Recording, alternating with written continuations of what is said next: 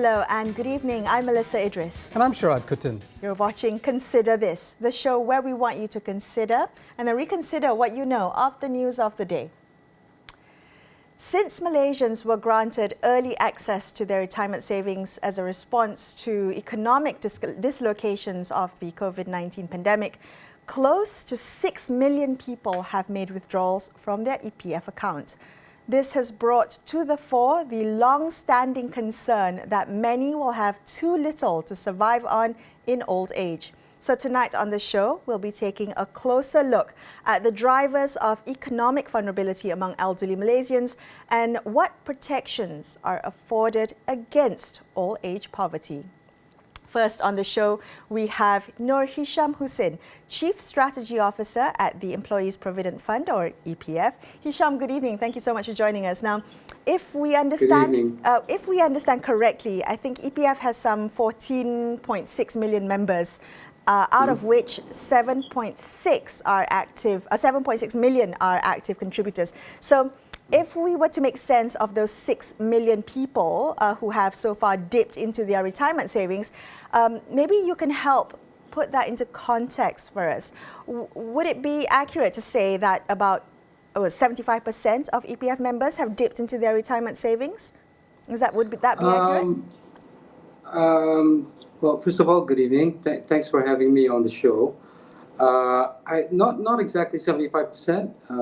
It would be something like closer to about 50%. Okay. We continue to have about 1 million odd members who are actually past retirement, who continue to save with the EPF.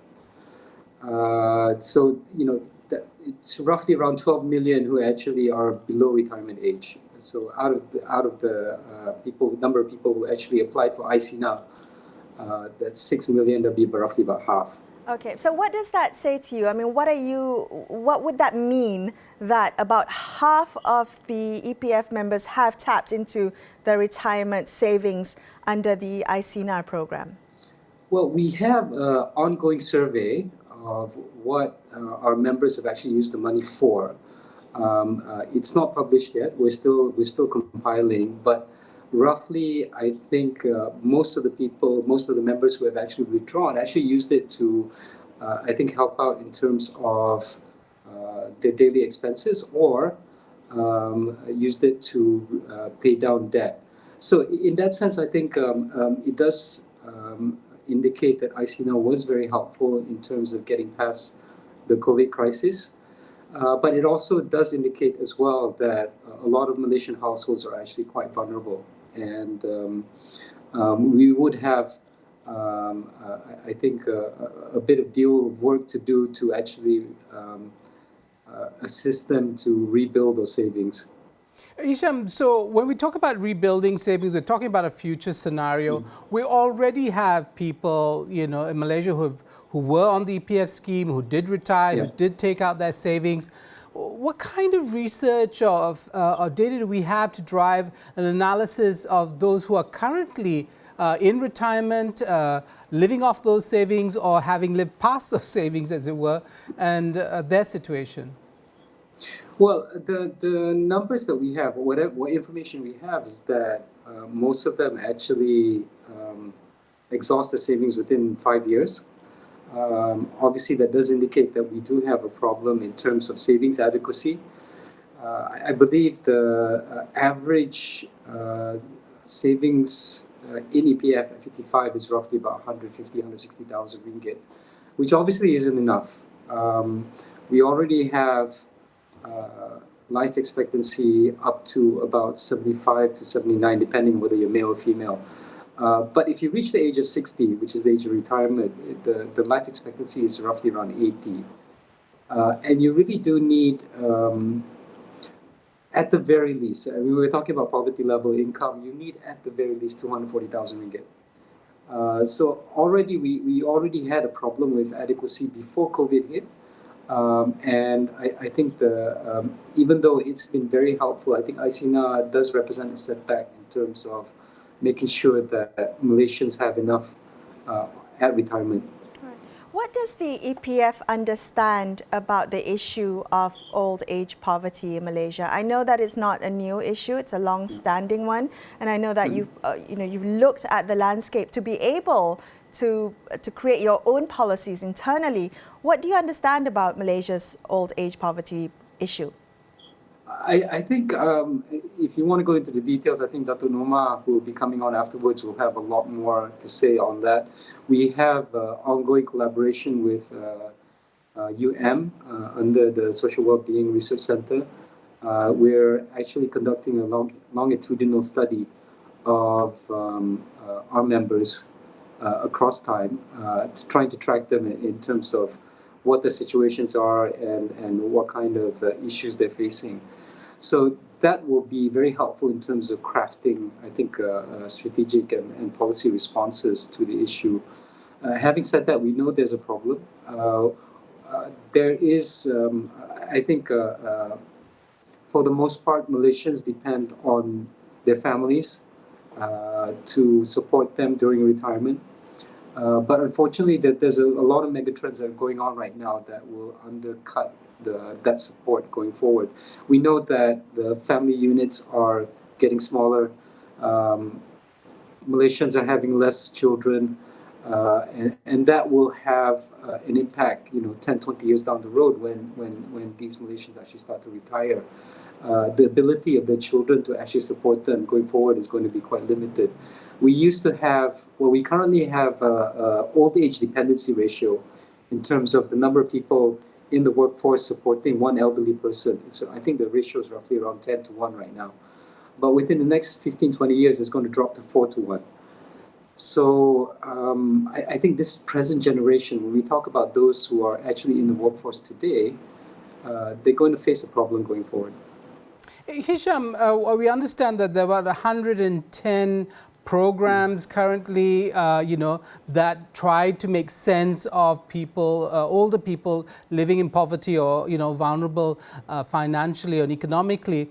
But it seems also that advocates are saying that this rather fragmented landscape not only needs to be streamlined, that we need to have a real rethink about the fundamental assumptions we make when thinking about how to resolve this problem. And out of that has come suggestions like a pension scheme that basically gives a basic income. Where do you stand as an economist and looking at these kinds of issues? Where do you think the country might start to look to in terms of resolving this on a more sustainable basis? Well, absolutely. I think that's one solution. There are other alternatives as well. One thing I'd be a little hesitant to lay down on the ground here is that, it does go back to the social contract. What is the role of government? What does society want the government to do?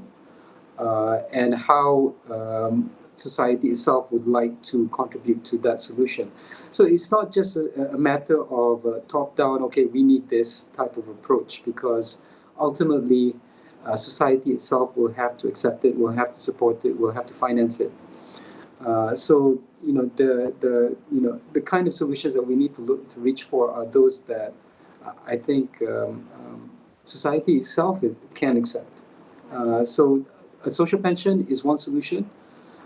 It's obviously going to be a little bit expensive because we're talking about covering all the elderly, not just those in poverty. So the kind of mechanisms that we need to have to support that kind of approach, it needs close examining, and also I think it needs a lot of buy-in from the public as well. Something you said a little bit earlier, if I may go back to Hisham, was you said that almost half of EPF members go through their EPF withdrawal within the space of 5 years. Is that accurate to say? Yeah, I would say actually most. So most EPF who withdraw their EPF go through it within the 5 years. Is that an issue of the fact that the withdrawal sum itself wasn't much to begin with, or is it because of a lack of financial literacy and planning? How would you categorize that? 5 years seems like a very short time to go through EPF savings. Yes. I think ultimately, yes, you're absolutely right. One is financial literacy is a big issue. I think only about 1/3 of Malaysians are actually financially literate. But also, I think it does speak to the fact that the amount itself isn't very much. Most people know that their EPF savings won't stretch very far, so they don't depend on it so much. I think ultimately what we'll find is that for the reality for most Malaysians is that they can't afford to retire. And there are, I think, approaches like I believe Singapore and Korea, they're looking at or have actually implemented re-employment policies for those past retirement age. Between the ages of 60 and 70, our healthcare is good enough that most people are more than capable of being economically active. So they can continue to support themselves past the official retirement age of 60. So we will need to look at it in quite a bit of detail, I think, in terms of solutions. Hisham, we're having this conversation, but it's not an abstract one, right? And the pandemic has really kind of made us realize how urgent it is for us to achieve some sort of resolution and push forward. Where is this conversation happening? Who are the main stakeholders? Who's leading the conversation at this point in time? Do you expect in the near future that we'll see some solid decisions being made in this direction? As I said, I think there's a lot of ground to be covered first. This is not something that is easily done. You have to look at the existing framework as well as resources, and then look at how we can streamline and redirect some of that towards creating a more holistic, I think, policy framework. But there is a lot of stakeholders involved. There's a lot of agencies and ministries involved. There are conversations going on. We're hoping to see the Malaysian Social Protection Council sitting at least 1 or 2 times this year. The working groups are already looking at really potential policy solutions already. I think this has been an ongoing process, even before COVID hit. I just think COVID has actually accelerated the need for it, as well as raised awareness and the realization that these issues really need to be resolved quite quickly. All right, yeah. We're hoping we get to see some of those concrete policies come out sooner rather than later. Hisham, thank you so much for speaking with us tonight. We appreciate your time. My pleasure. We're going to take a quick break, but after this, we're going to come back and speak to Professor Norma Mansor from University of Malaysia's Social Wellbeing Research Centre. Stay tuned for that.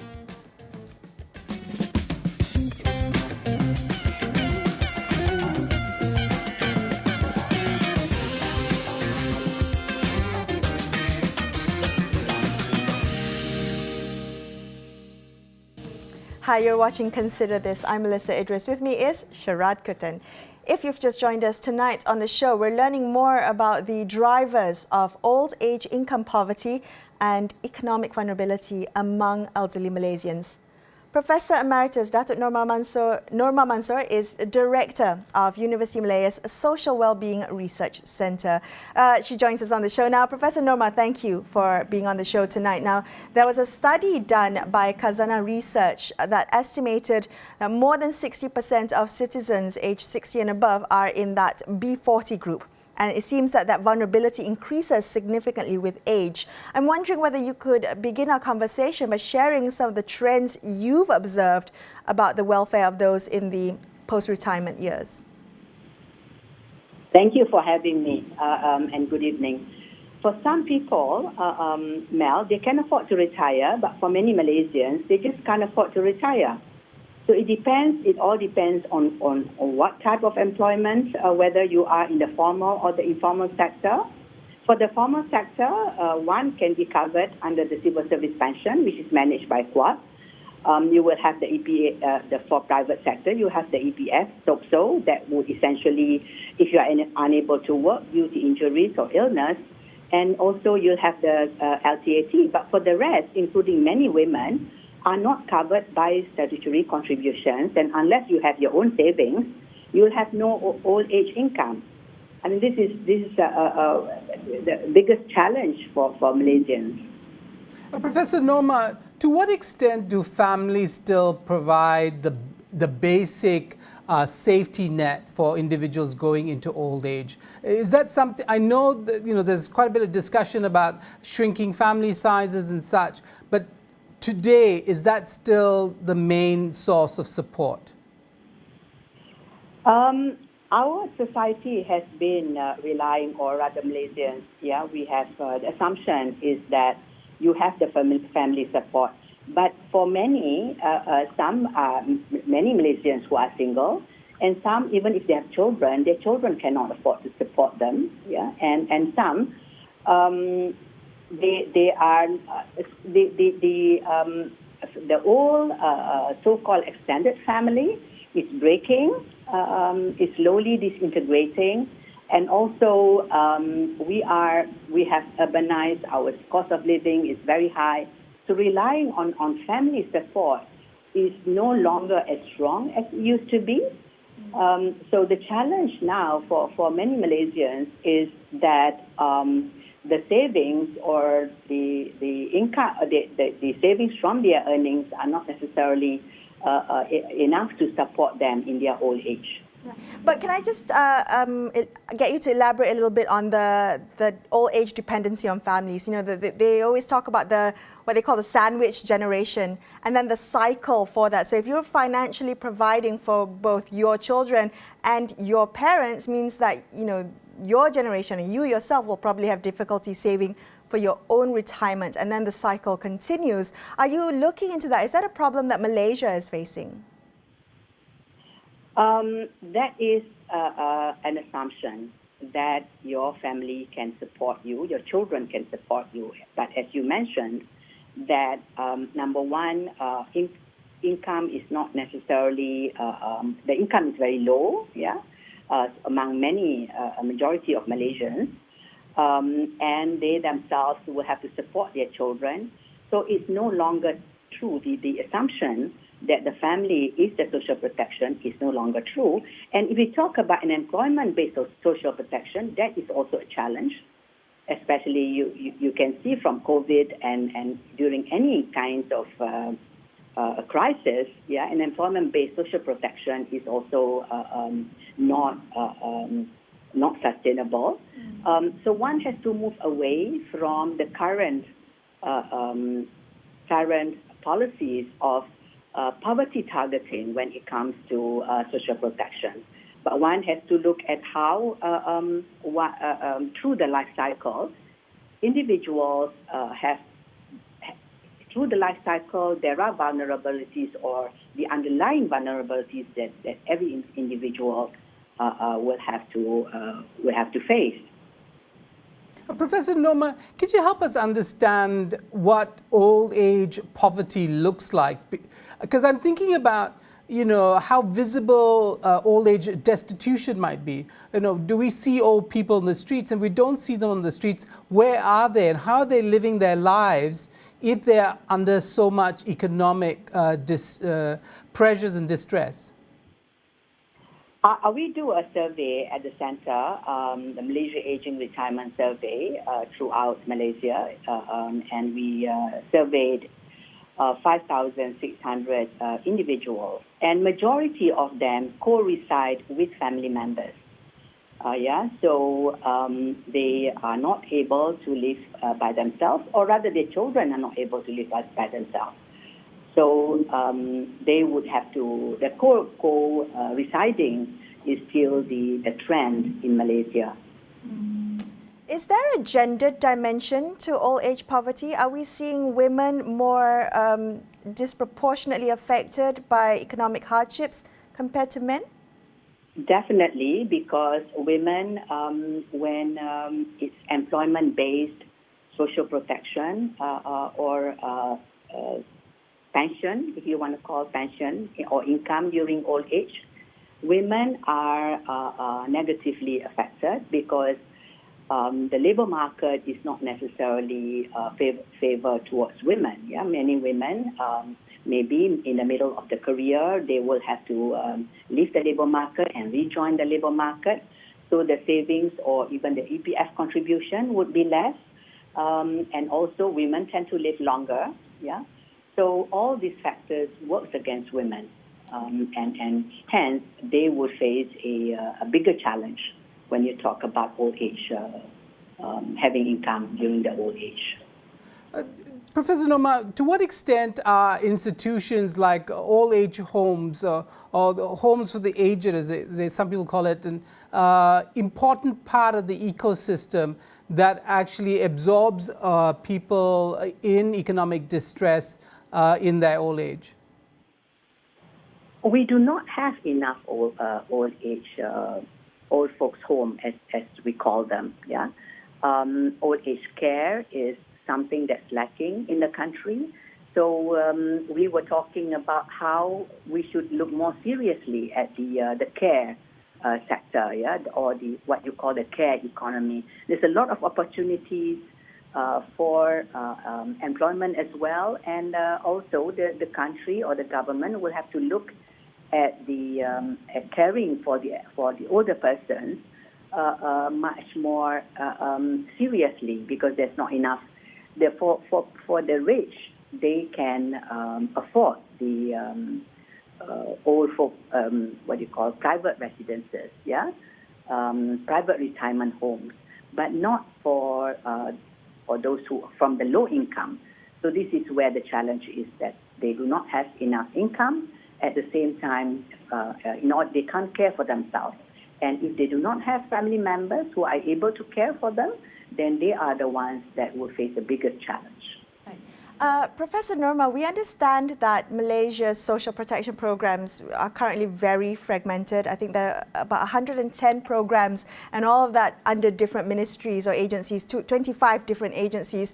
How would you look to make that more effective? I mean, we have these programs clearly looking at trying to help senior citizens who are in economic distress, but how do we make that more effective?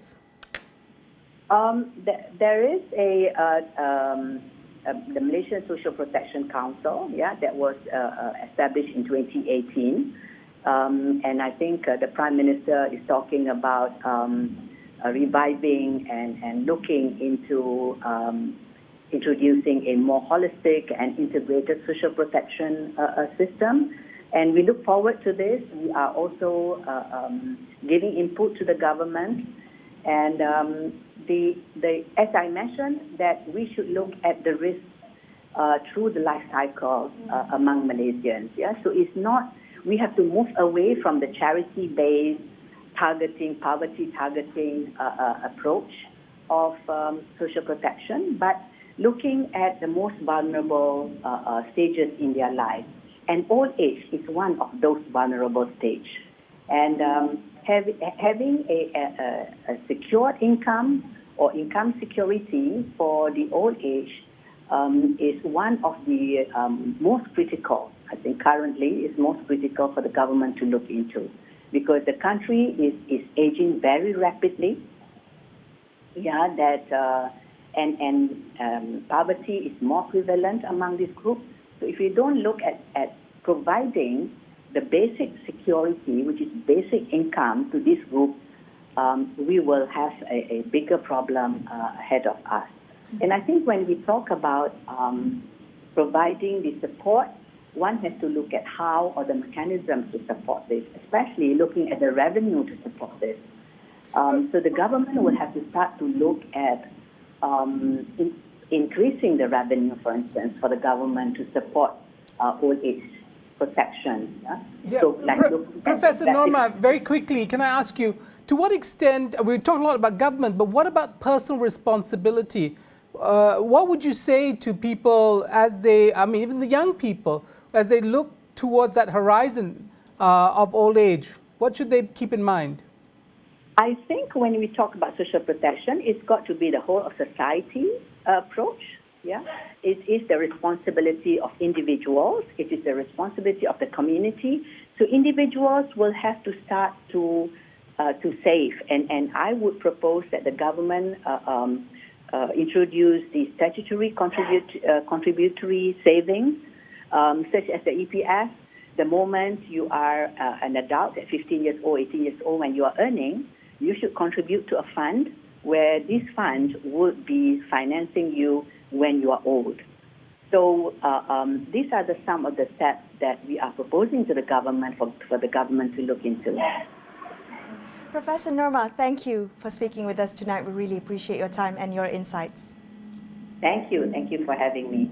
That's all we have for you on this episode of Consider This. But before we leave you, a quick reminder. Don't forget to get the latest news and information on COVID-19 vaccines at astroawani.com and the Astro Awani app. Thank you so much for watching. I'm Melisa Idris. And I'm Sharaad Kuttan, signing off for the evening. We will be back with you same time tomorrow. Till then, Good night. Good night.